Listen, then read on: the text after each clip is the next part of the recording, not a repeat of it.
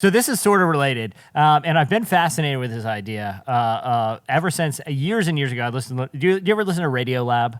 Of course. The podcast. So years ago, the gold standard of podcasting. It really is.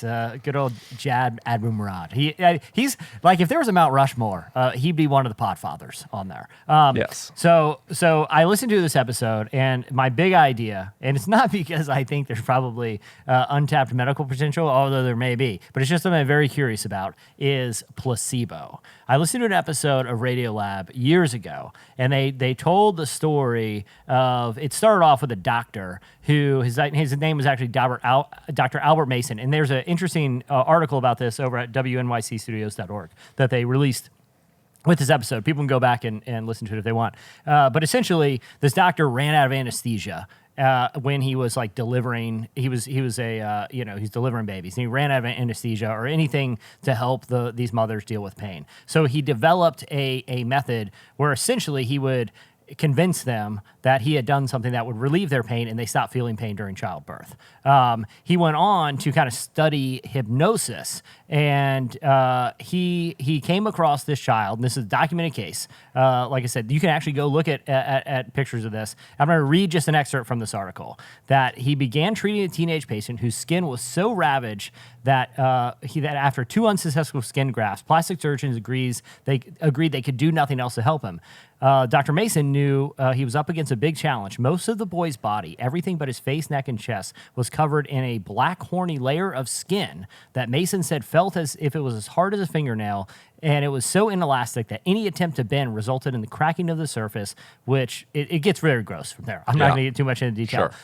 Sure. Dr. Mason actually used hypnosis on patients that had warts before, and sure enough, by convincing patients that he could cure their warts with hypnosis, the warts went away. So this is from the article. So he decided to start on the boy's left arm. He specified one body part at a time in order to isolate a direct cause and effect from his hypnosis, and the arm cleared up under 2 weeks. Later he found out that he wasn't actually treating a bad case of warts. It was actually what had been thought to be an incurable skin condition. So I did a deep dive on placebo effect and how for some people it can work just as well as an actual medicine for reasons that we don't fully understand. And I was reading something the other day that people actually report side effects like hives, even though, because they're told that's they don't realize they're taking a placebo, a sugar pill, but are told, hey, this is a new kind of medicine that may help you, but you may get these side effects, and they actually manifest the side effects. Mm-hmm. Mike, what are your thoughts on placebo? And is it, because I also know it has its critics, that they think it could be some degree of not manipulation, but the power of suggestion is pretty powerful, especially on how people perceive how they're feeling. Do you think what do you think is behind dramatic cases of placebo effect working and its potential to do anything more useful than what we're doing now?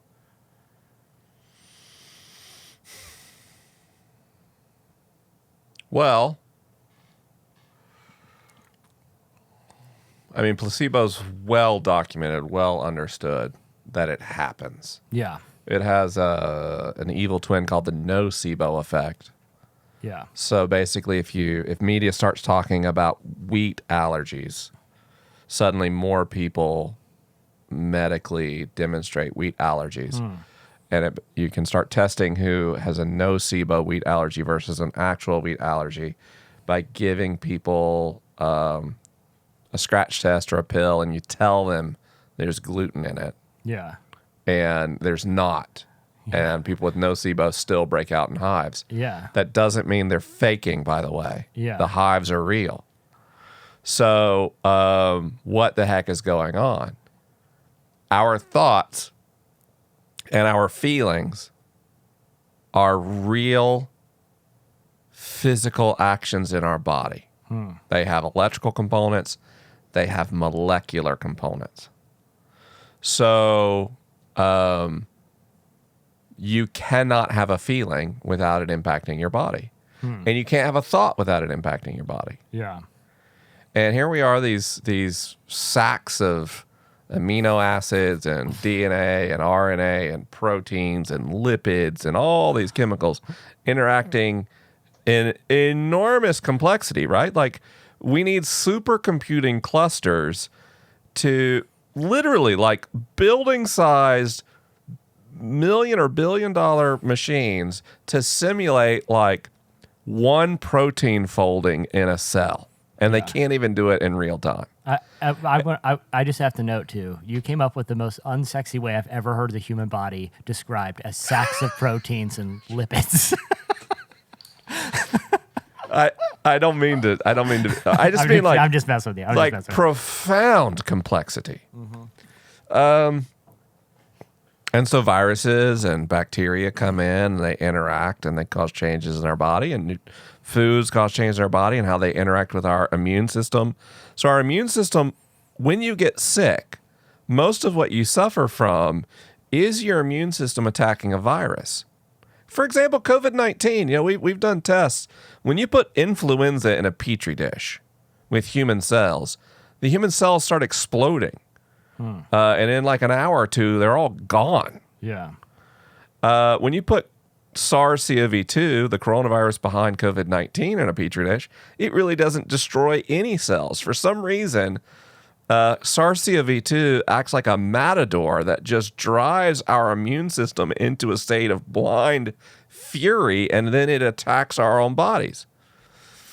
Well, warts are an immunoresponse to a virus. Yeah.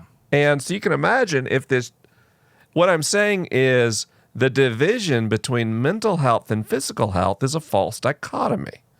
All of this is we're talking about what bodies do. Yeah. Our feelings and our minds are part of our bodies. And so that relationship is not deeply explored and is not deeply understood. And frankly, the finer points of our molecular biology and our neurophysiology are still pretty unknown. I tell people a lot, if you look at the state of the art in neuroscience today, we're probably about where Galileo was with cosmology. We just got a telescope for the first time and we're like, oh my God, planets are round. Like they're spheres. You know what I mean? So that's where we are today. Yeah. And so, there's no telling where that ends up going in our understanding of medical science. I couldn't even meaningfully speculate. I would sound not like Galileo, but like some rando who read a paper by Galileo in that time, speculating on relativity. Yeah, well, and that's what makes this. That's why I wanted to bring this one, because it quickly goes to like, am I like like it's like, what was that Marianne Williamson? Was there the woman who ran for like the DNC nomination that you're like, I have no idea what she said. Like, am I like, I feel like talking about this idea, which is in some cases observable by, medical standards, that there's some, relationship between, like you're saying, mental health and mood and the way you're thinking and actually physical manifestations of health or a different kind of immune reactions. It's like, this isn't too far removed from some people that are into some wacky things.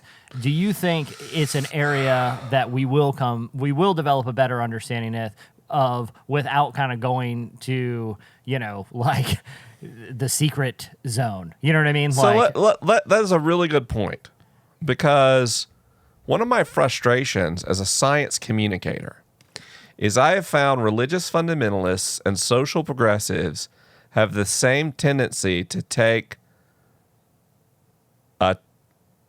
a glimpse of the unknown in sciences and then overprescribe it immediately. Yeah. So if there is some scientific validity to a particular physician was able to treat an obscure skin condition through hypnosis, then reality is made of our thoughts, or God will heal anything we ask, or we can cure cancer with our minds. Like, don't make that leap. What the science says is there is something interesting here, And right now, our position is fundamentally ignorance. Yeah. And because we are meaning-making animals, we try to rush past the hard work of decades and decades of rigorous research. Homeopathic medicine is a word to describe things that failed trials, right? So essential oils smell great. Yeah. But they are not an effective medical intervention, except to the degree that they help us mitigate and take advantage of the placebo and nocebo effect. So what you're telling me is the mood board that I created full of jet skis will not bring a jet ski into my life? That was all for nothing? Well, now here's the problem. It might. But yeah. But the way it's doing it is it's influencing your behavior subconsciously in a way that leads you towards getting a jet ski. Yeah. And that's the complexity. And I have a number of dear friends, not a number, the vast majority of my dear friends who tend to be very educated people. People love woo. They just love it. And you can see because of my reputation, there's people get really self-conscious when they know they are bringing some woo to me. Yeah. Because they know I'm just going to be Do you ever how do you mitigate that? Because here's the thing, people who do believe in woo, you know what I mean? Who believe some kind of out there stuff are from my experience, I don't want to stereotype, but a lot of them are very seemingly earnest people, they Sure. genuinely believe it. But how do you navigate that conversation without being just the buzzkill? You know what I mean? Where there are people who it's look, man, if you think, rubbing lavender oil in your armpits every night is gonna, cause your hair to grow back, then great, but you know what I'm saying? Some of the number one, my wife literally calls me Captain Buzzkill. Okay. Because everybody be there'll be a big woo discussion with our friends around at a dinner table, and I'll just get really quiet. And somebody be like, Mike, what are you thinking? It's I'm good. Hard I'm pass. good. Hard pass. And they're like, no, we want to hear your thoughts. I'm like, you really don't. Yeah. Yeah. And somebody like, no, tell us. And I'll just be like, Let me start off by saying you couldn't be more wrong, and Right. you know nothing about what you're talking. Yeah, it's the cabinet battle in Hamilton. I start out, you must be out of your anyway. But the other thing, if it's working I'm okay with people believing what they want to believe if it helps them, as long as it doesn't hurt people. yeah. So if you think essential oils are helping you, great. Yeah. If you think vaccines cause autism, now we're going to have a tough conversation.